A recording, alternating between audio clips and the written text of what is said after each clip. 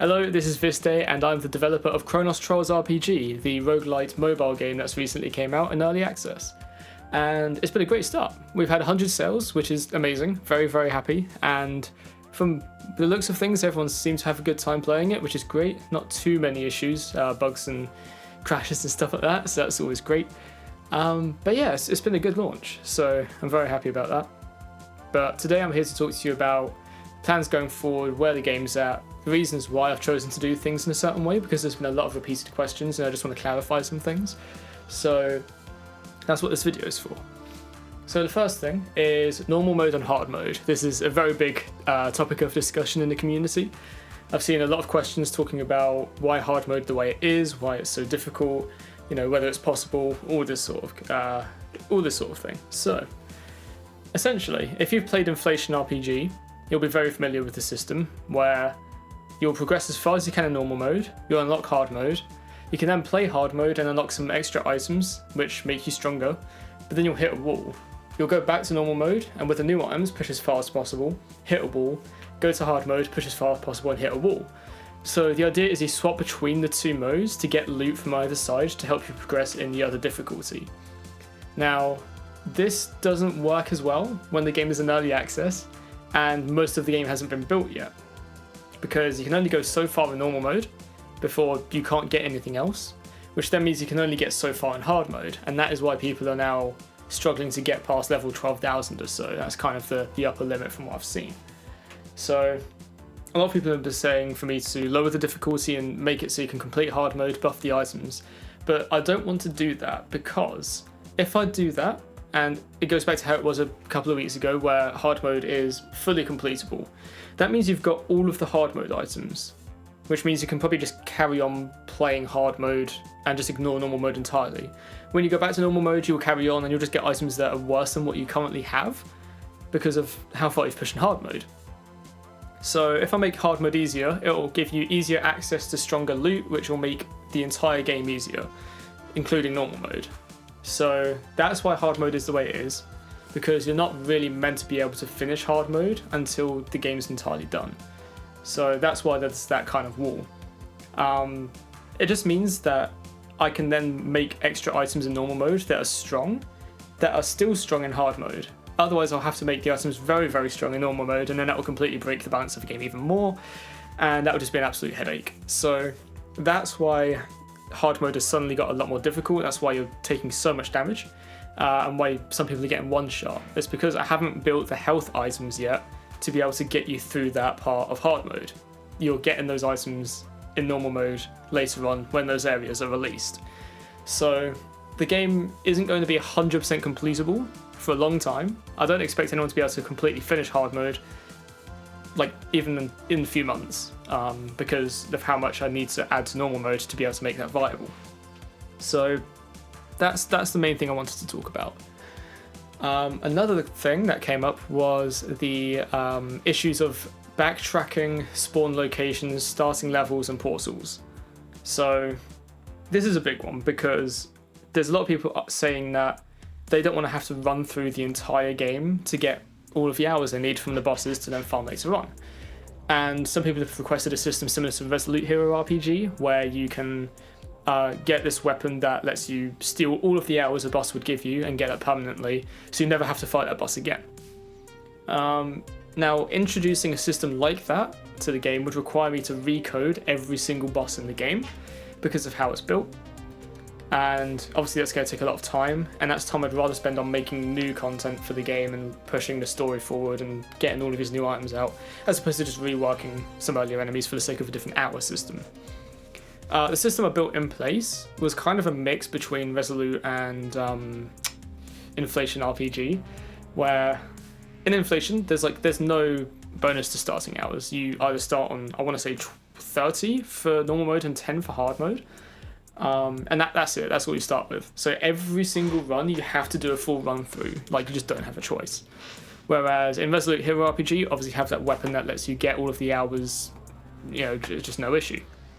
So what I did with Chronos Trials is I introduced a system where every single time you kill a new boss, and it's like ones that specifically give you skill points, so the strongest boss in an area typically, Every time you kill one of those, you'll permanently gain 1 maximum hour, both in normal mode and in hard mode. So you still progress in terms of how many hours you can start a run with every time you kill a boss, but you don't get every single hour available from that enemy, which means if you do want to do a full run, you'll be drastically stronger than if you were just to do a shortcut, which feels right. If you're doing a shortcut, it should be to farm the items that you want to then use in a full run, as opposed to spending the rest of the game just starting from that shortcut because it saves you a bit of time. Now, I don't want to create a game that wastes time and has padding for the sake of padding, that's not what I'm saying.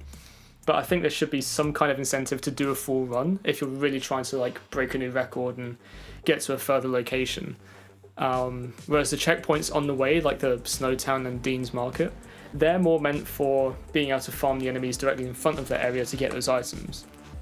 Now, an issue with this is the new starting level changes. For example, Dean's Market, you now start at level 2000, which means you can't immediately go from there and kill the slime in front, which kind of contradicts that idea.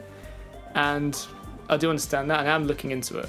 The main issue I had with the starting levels was players would start there, let's say go to Snowtown, start at level 50,000, and then go all the way back to the start using a portal of some kind, and then gaining even more levels and hours progressing through the whole thing. So you essentially just get a free 50,000 levels, which makes the game a little bit trivial. So that's why I removed the portals. But now I've lowered the maximum level and require that to be invested in with skill points. It means that a lot of these checkpoints aren't usable straight away. So if you get level 2000 and you go and fight level 12,000 enemy and just die over and over again, you're kind of soft locked in that place. You need to restart the run because you just can't do anything.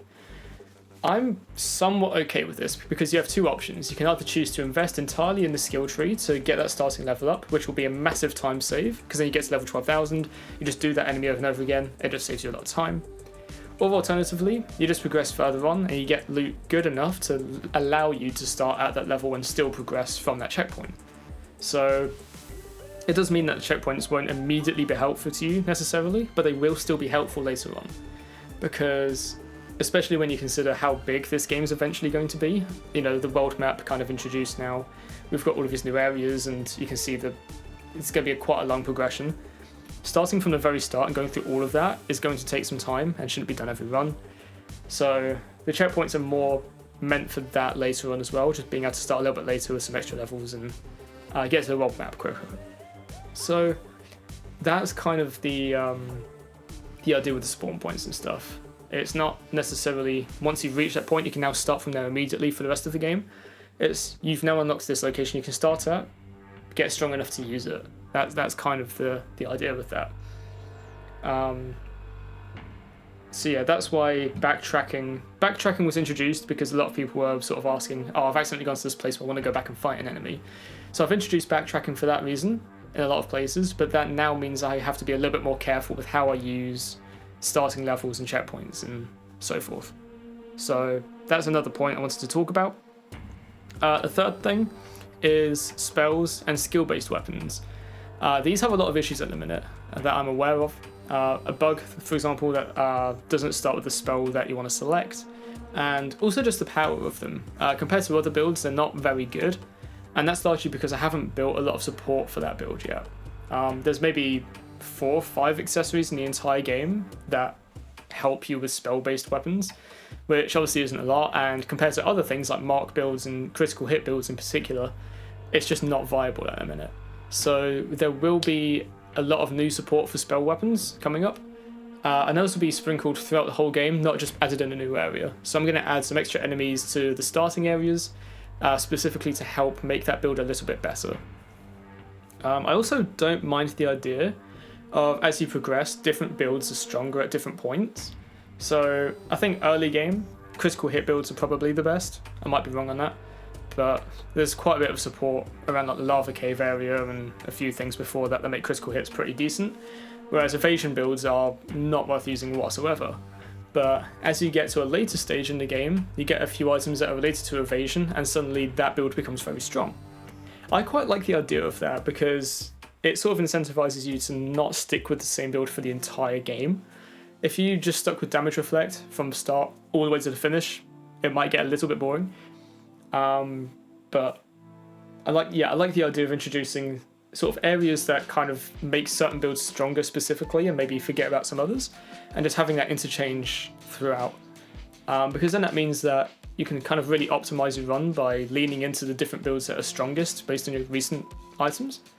So that is another sort of idea I have for the game going forward. Just having these different builds interweaving and, you know, having different support for different builds at different times. That's not to say there will be like sections of the game where you won't get a single, you know, mark accessory or anything like that. I always try and have at least one enemy in each area drop something that helps a certain build. Not so much early game, you will definitely notice that, but towards the sort of mid to late game there will definitely be support for every build at certain points, but some will just get a little bit more support than others.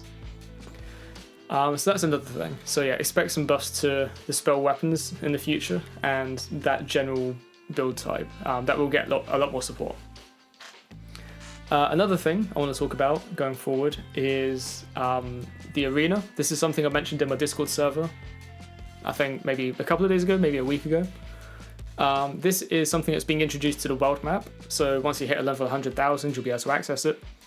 And this is going to be a small like roguelite mini game within the game that you can access within your main save file, and it will essentially, it's likely to change from what I say here, but it will essentially be a small dungeon crawler where you go through, you fight enemies, you gather loot, you get stronger, you try and fight a boss at the very end, and you either win or lose.